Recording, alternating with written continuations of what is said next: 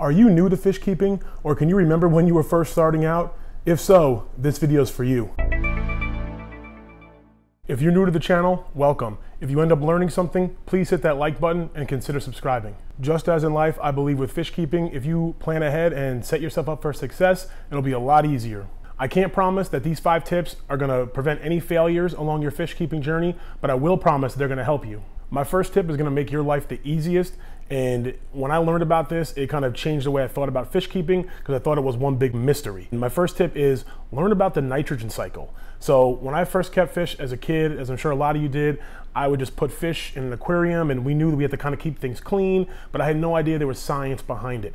Now, I'm not going to explain the whole nitrogen cycle and how it works, but I will say that before you get started, or if you really want to take fish keeping seriously, learn about the nitrogen cycle, and plants are your best friend. Live plants are your best friend. The second thing I want to share with you guys that I wish I knew when I was first starting out, and this one's really simple, and that's just the care and compatibility requirements of the fish we're keeping. My opinion is get multiple sources. And now that it's 2018 and we have the internet, that's really easy. So if you have a local fish store or even a big box store, go ahead and you can look and see what their recommendations are. I also recommend looking online for another opinion, just to see. It's always nice to have 2, 3, 4 opinions. Usually they're similar, but it gives you an idea of what people are consistent about, what maybe the hobby is, up in arms about, or there's a little bit of a disagreement slightly about, but it'll give you a good idea of what to expect. That way, once again, you're not setting yourself up for failure, you're setting yourself up for success. When it comes to compatibility and what you can keep with what, there's a lot of opinions out there. And my thing is, do what works for you.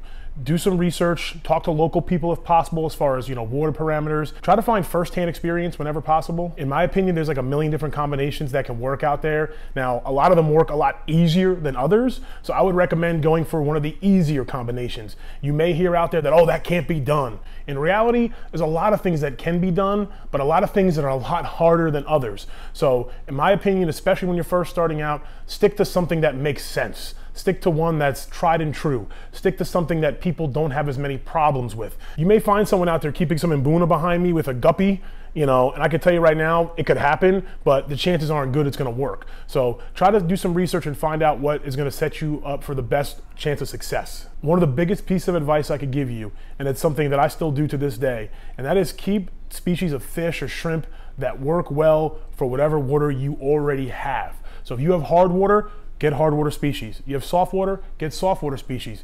Down the line, you could try to manipulate your water, but it's gonna be a lot less work, and you're more destined to stay in the hobby for longer if you're doing things that work in your current water. The third thing I wanna share with you guys today that I wish I knew about when I first started out, and it kind of piggybacks on the last one a little bit, and that is just resources and communities. Whether it's here on YouTube, you're part of Facebook groups, you follow people on Reddit, Instagram, what have you, local aquarium club, aquarium society local to you, or just some friends. Keep a community of people that you can bounce things off of. I think it's really important to have some online somewhere. That way you get a mass opinion, but I think it's also really important to have some local. That way you can get some opinion for someone that maybe it's your water parameters or your temperatures or something specific to your country or your region. I think that's actually a huge part of the hobby, and that sharing it with others, learning, growing, and inspiring others, to me is a huge part of the fish keeping and shrimp keeping hobby. My fourth tip for you guys, and this one's really easy, you may have heard it before, and that is start out with at least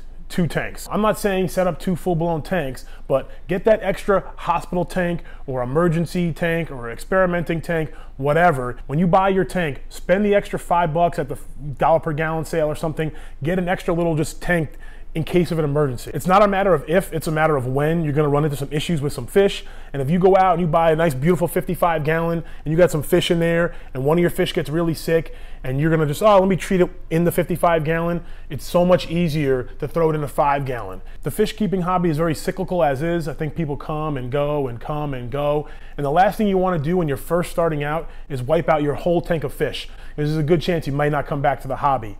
And if you don't understand what happened, why it happened, or you didn't set yourself up for success, you may just leave thinking that the hobby is not for you. Meanwhile, with a few simple steps, you could have saved yourself some aggravation and continue with your passion. And the fifth thing that I want to share with you guys that I wish I knew when I was first starting out, and that is just how cheap things can be in this hobby, and all the alternatives you can do, and how much DIY you can do, and how much you don't have to spend in this hobby. If I didn't find out about, cheap options, how to buy used tanks, and different alternatives that us hobbyists use to make this hobby affordable, there's no way I'd still be in this hobby. There'd be no fish cave. There'd be, maybe there'd be this tank. There would be probably just this tank. The fact that I learned you could buy stuff used for a fraction of the cost, you can use pillow stuffing instead of buying cartridges, sponge filters are a thing. There's people out there making DIY videos and sharing how you can do this cheap. Heck, you can even get fish sometimes for cheap on places like Reddit Aquaswap, Facebook groups, Craigslist. So those are my top 5 things that I wish I knew when I was first starting out in the hobby.